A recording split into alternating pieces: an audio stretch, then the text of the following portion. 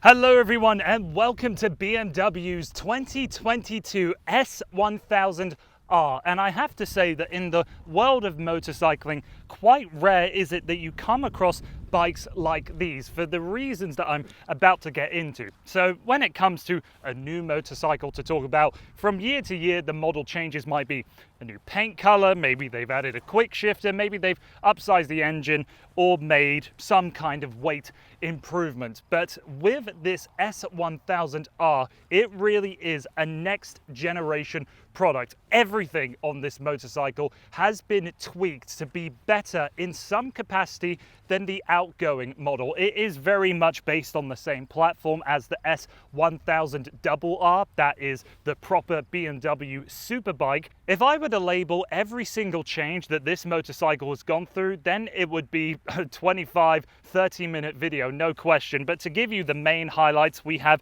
a new flex frame that is lighter, stiffer and thinner than the one on the previous generation S1000R, and makes the 4-cylinder engine a little bit more of a stress member than what it was previously. And that 4-cylinder is all new, brand new design, and it now makes 165 horsepower and 84 pound-feet of torque with a redline of 11,500. So when it comes to the power and the redline, it is a little bit lower than the double R, which I think just makes sense. And with the partial installation of these plastic fairings down on the side, the S1000R really does look like a very compact motorcycle. But don't get me wrong, this is still a naked sports bike with a hell of a power plant and really quite an aggressive stance. With this overlay that you're seeing here now, I'm 6'4" and I can very comfortably hug the tank with my knees, but you can see that with the angle of the pegs,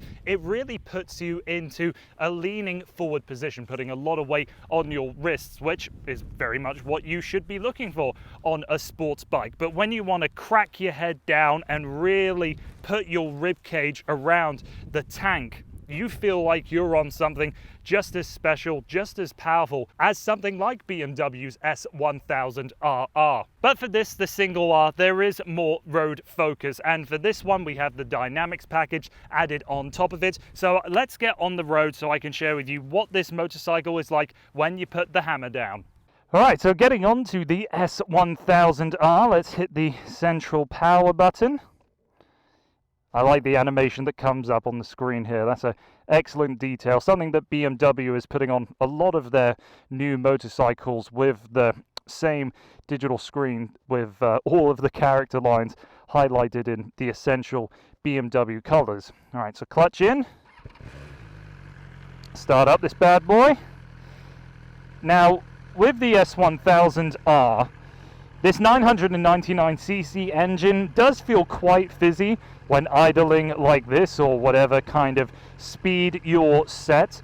I don't think it's as dominant of a noise as Honda's CB1000R that I just got off, but it does have certainly a very nice high pitch to it.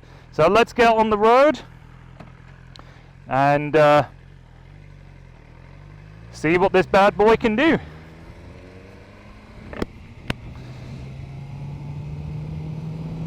So as I said at the beginning, the riding position of the S1000R is quite aggressive, but the rest of the experience I wouldn't say is particularly aggressive. So the way that the foot pegs are, I'm definitely on my tippy toes, definitely in the natural position of leaning forward, which feels great to me. And of course, if I want to get even more aggressive, come down here so you can look deep into my eyes. And I find that positioning of leaning right down, again, feels very natural on a bike like this.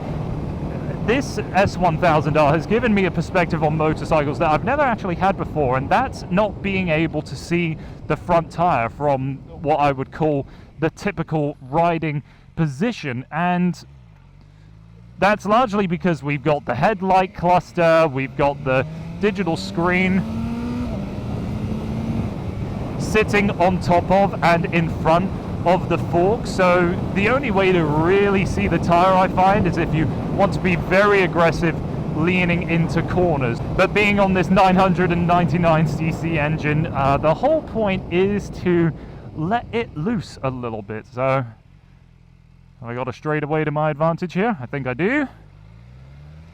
Let's give it a go.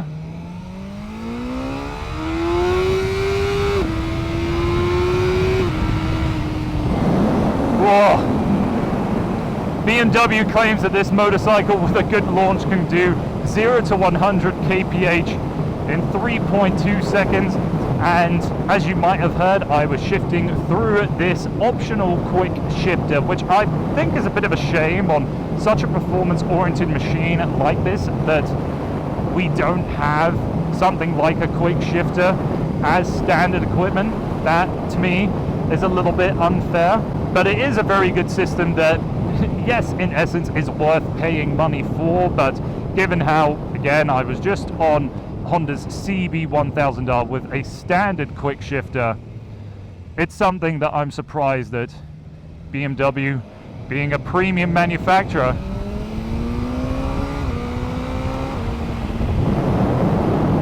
doesn't offer as standard. Another odd detail with the S1000R that is always a particular annoyance for me from a premium manufacturer is when you have a motorcycle that has stickers that aren't underneath the clear coat. And this 1000R, you know, I think it's just a good way to show where your money is going. The S1000R has adaptive suspension as standard, and with that you are able to change from a road mode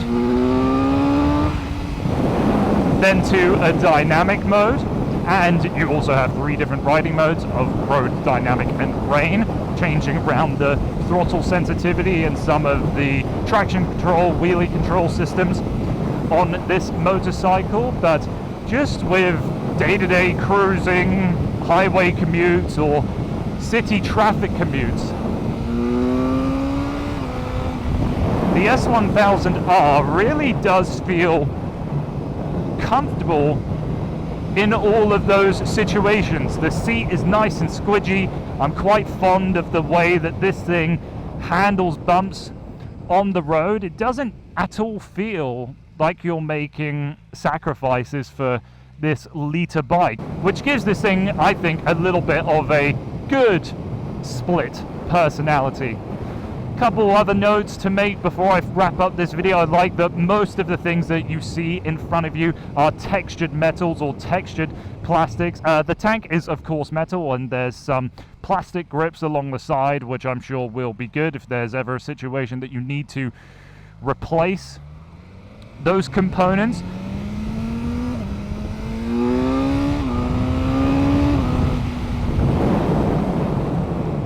And the Brembo brakes are incredibly strong. So there you have it. That's my pretty quick impressions to the BMW S1000R. Like I said, I haven't really done this by justice, talking about all of the small incremental changes that make this all-new product so new and so exciting. But if you're looking for a liter bike, the S1000R is the best it has ever been, and being on it now, it feels like it's making no sacrifices for performance, as well as being incredibly docile when you want it to be.